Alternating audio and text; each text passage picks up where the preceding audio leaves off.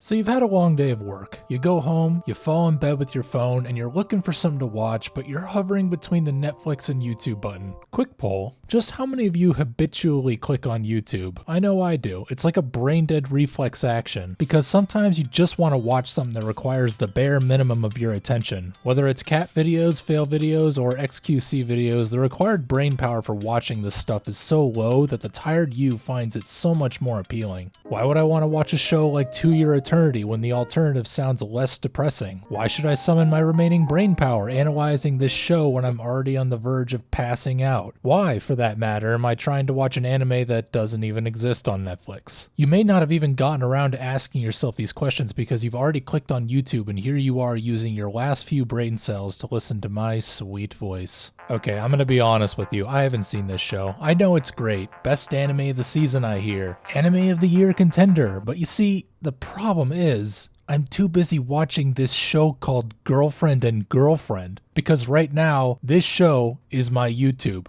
Does that make sense? I get that this show is probably the better show. I get it. But you see, I can fall asleep watching this one with a whimsical grin on my face, whereas this one would probably send me to bed crying like the Demon Slayer movie did. So what is this gem of a show I keep talking about? We follow the protagonist Naoya, a stand-up straightforward guy who's in love with his childhood sweetheart. And like any normal person, he confesses his love towards that girl every month for years on end, until eventually she gives up and says yes. However, nearly 1 month later, another cute girl called Nagisa professes her love in one of the most proper confessions of all time. So much so that he falls in love with her on the spot. Now, most people can probably see where this is going. We've all heard this plotline hundreds of times before. However, the twist is that our main character is honest to a fault and makes one of the ballsiest decisions in anime history. He asks his current girlfriend if he can start two-timing with this new girl, and hilarity ensues. It's a somewhat unique dynamic that hasn't really been done before, but still falls into the standard main protagonist harem tropes. But you see, that's what I enjoy about it. It's mindless, cliche, and horny as hell, but it's well told. It does what it sets out to do. Other shows may be more creative in their approach, but you shouldn't knock down shows like this that use a tried and true formula. Just because it's a harem anime, it shouldn't get knocked down a whole letter grade just for this fact alone. If you read the tags, you should know what you're getting into. For example, I wouldn't rate a show like The Big Bang Theory lower just because I don't like sitcoms, even though I fucking love this show, and now that I've brought it up, I'm starting to watch it all over again.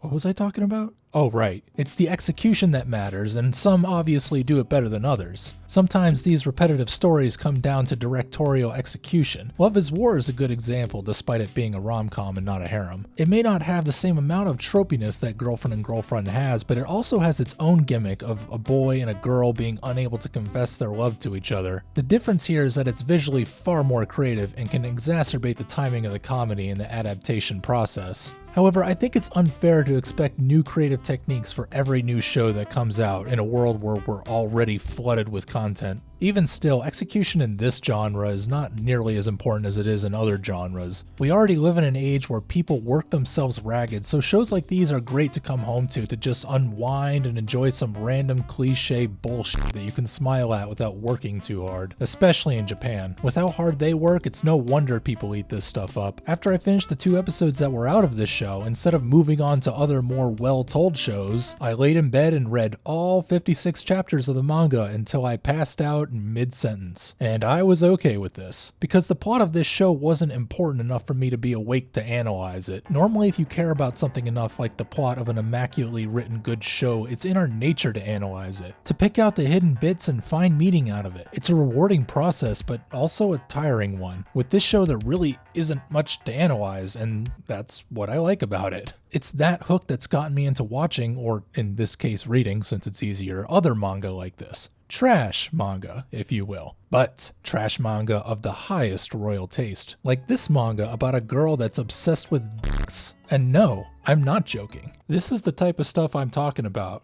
You know, the stuff where you make sure your bedroom door is locked before you start watching it. And no, I'm not talking about hentai. Although some of this stuff does come pretty close. Anyways, the point is, it's a lethargic, guilty pleasure. One that can be hard to resist at times. And I get it's important to even out your watching experience, but it's stuff like this that helps us to get through a hard time, to give you a reprieve after a bad day, to help you ignore the burning world around you. In other words, this type of content plays on the biggest roles of escapism. To reiterate, I get it's important to have a healthy balance of what you consume online, but there's a reason so many people were playing Animal Crossing during the peak of the pandemic. But in the end though, binging this particular type of content is just a temporary kick like anything else, one that will inevitably be replaced. For me, maybe I'll go on to reading manga like Uzumaki or catching up on Higurashi. You know, another thing to help me sleep at night. Anyways, let me know what shows you guys watch that don't take much effort to watch. What shows do you guys watch after a long day? Let me know, I'm curious. I'm always looking for more stuff to add to the plan to watch section on my anime list. Well, I guess that just about does it for me. Once again, I hope you guys all have a fantastic day. This is Registry, signing off.